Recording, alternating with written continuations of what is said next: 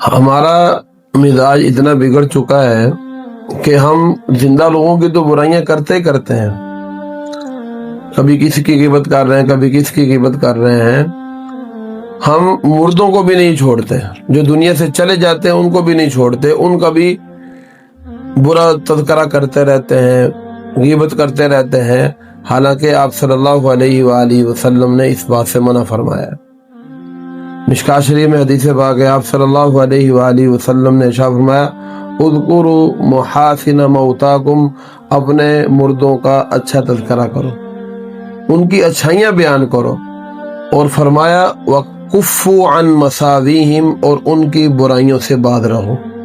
تو اگر آج ہم مردوں کا خیال رکھیں گے، ان کی اچھائیاں بیان کریں گے، تو کل کو میں نے اور آپ نے بھی مرنا ہے، تو پھر ہماری بھی اچھائیاں بیان ہوں گی۔ اور اگر آج ہم لوگوں کی، مردوں کی برائیاں بیان کریں گے تو کل کو ہماری بھی برائیوں کا تذکرہ کیا جائے گا۔ اس لیے نہ تو زندہ کی غیبت کرنی چاہیے اور نہ ہی مردہ کی غیبت کرنی چاہیے۔